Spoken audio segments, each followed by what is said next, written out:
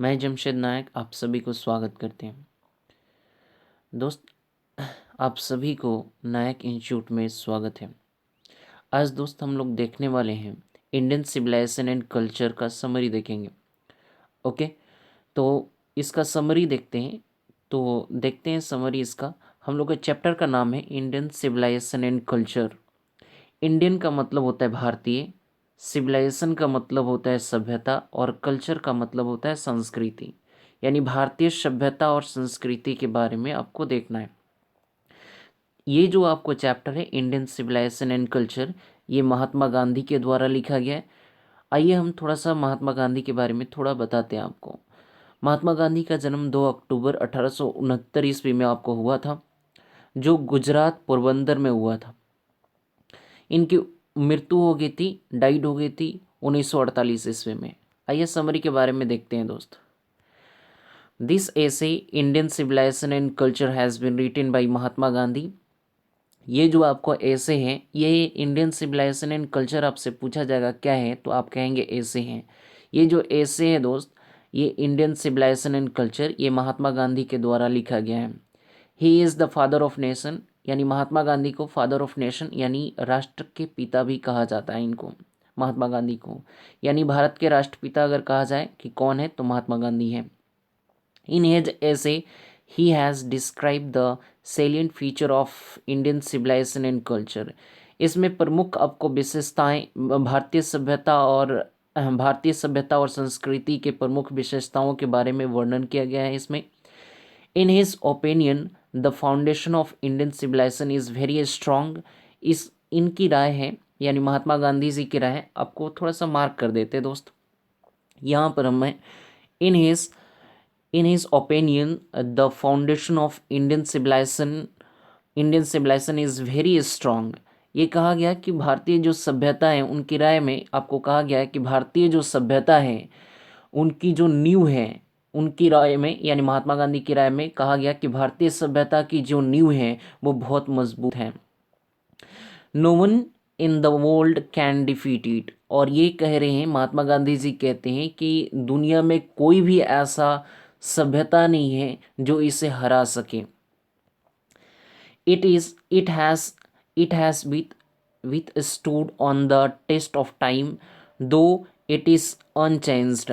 It is the most ancient and civilization. ये जो आपको कहा जा रहा है कि ये आपको समय की कसौटी पर कस गया है, हालांकि यह अपरिवर्तित है।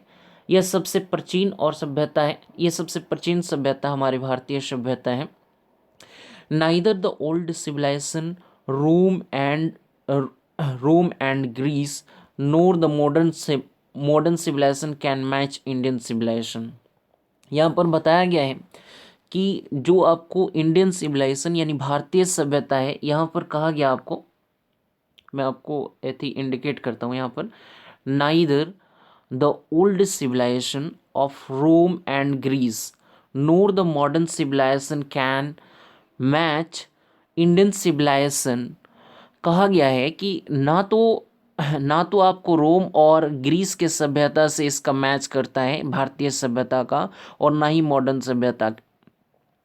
It is superior to the it is superior to other civilisation of the world. ये कहा गया है कि ये आपको विश्व में जो भारतीय सभ्यता है, इसका उपयोग यहाँ पर भारतीय सभ्यता के लिए किया गया है।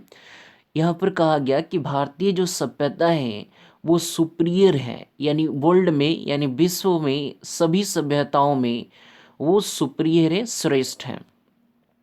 आगे चलते हैं। Civilisation is code of conduct added to morality.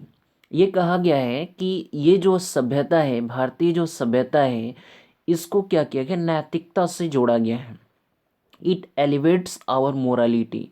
Morality का मतलब होता है बाबू नैतिकता होता है।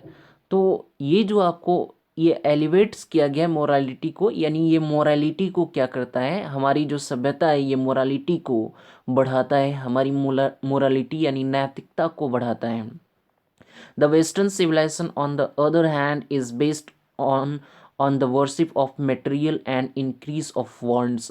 और इस प्रकार अगर बात करें वेस्टर्न सिविलाइजेशन, ये वेस्टर्न सिविलाइजेशन का मतलब यूरोपीय सभ्यता के बारे में बात कर रहे हैं।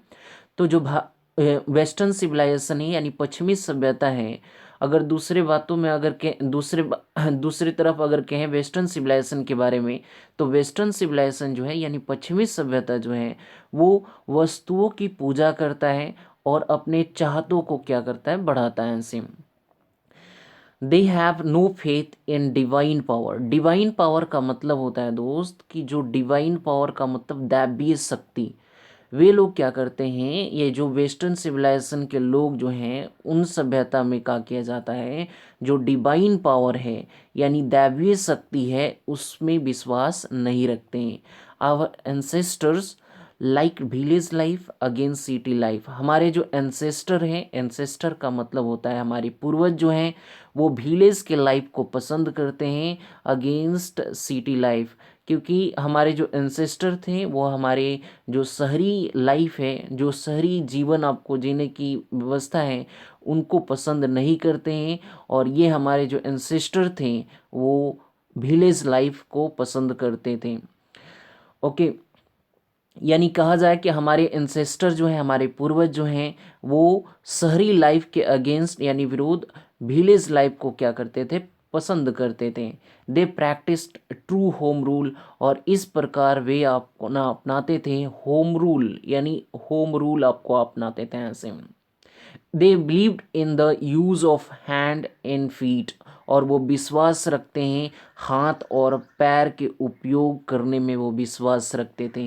हाथ और पैर का मतलब पहले जैसे काम किया जाता था कि अब तो आजकल ट्रैक्टर ये सब आपको हो गई हैं ऐसे, लेकिन वो हमारे जो पूर्वज थे वो हैंड यानी हाथ और पैर के उपयोग करने में विश्वास रखते थे। आजकल तो बहुत सारे मशीनें आ गई हैं ऐसे, लेकिन कि पहले वो लोग हमारे जो पूर्वज थे यानी हाथ और पैर के उपयोग करने में विश्वास रखते थे। कहते हैं कि देयर वांट्स वर लिमिटेड। और उनके जो वांट्स थे, जो चाहते थी, वो सीमित थी। सो दे वर हैप्पी। और इसलिए वो क्या रहते थे, हैप्पी रहते थे, खुश रहते थे। जिसकी चाहत, वो कहते हैं महात्मा गांधी जी भी कहते हैं इस चैप्टर में, कहते हैं कि जो आपको एक रेस्टलेस बर्ड से माइंड को रेस्टलेस बर्ड से एक कंपेयर किया है ऐसे महात्मा गांधी जी ने।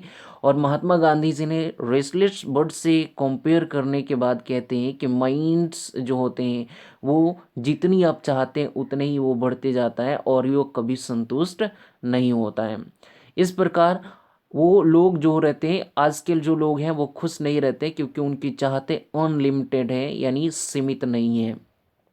लेकिन हमारे जो पूर्वज थे उनकी जो चाहत थी, देयर वांट्स वर लिमिटेड। और इनकी वांट्स जो है यानी जो चाहते हैं वो लिमिटेड है यानी सीमित है। इसलिए कहते हैं महात्मा गांधी जी कि ये वे लोग हैप्पी रहते थे, खुश रहते थे। और उनका आदर्श वाक्य था क्या, simple living and higher thinking was the motto of their life. और उनकी लाइफ का मोटो क्या रहता था कि सिंपल लिविंग और हायर थिंकिंग था। सिंपल रहो और सोचो, मतलब हाई थिंकिंग सोचो। इस प्रकार आपको इनका मोटो था यानी जीवन का आदर्श वाक्य था। Mahatma Gandhi tells there no harm in assimilating good thing from other countries civilization. और इस प्रकार ये कहा जा रहा है क्या, और इस प्रकार कहा गया क्या, हमारे महात्मा गांधी जी कहते हैं कि अगर मान लीजिए कि एसिमिलेटिंग का मतलब होता है दोस्त आत्मसात यानी किसी दूसरे अपनाना कहने का मतलब। Mahatma Gandhi tells there is no harm in assimilating good thing from other countries civilisation.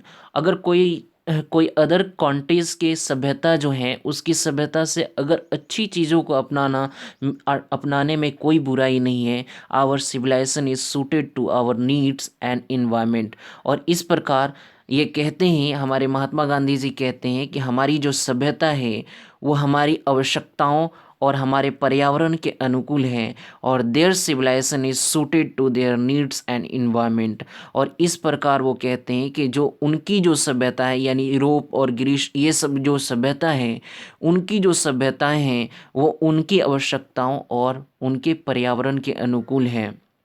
वो उनकी सभ्यता से कंपेयर करके बोल रहे हैं really Indian civilization has no parallel in the world. और इस प्रकार वो कहते हैं, महात्मा गांधी जी कहते हैं कि Indian civilization has no parallel in the world. और कहते हैं भारतीय सभ्यता के दुनिया में कोई भी ऐसी सभ्यता नहीं है जो भारतीय सभ्यता के पैरेलल हो यानी समानांतर हो।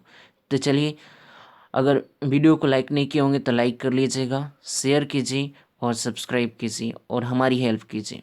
ओके, और आपकी भी सहायता हम लोग करेंगे। Thank you.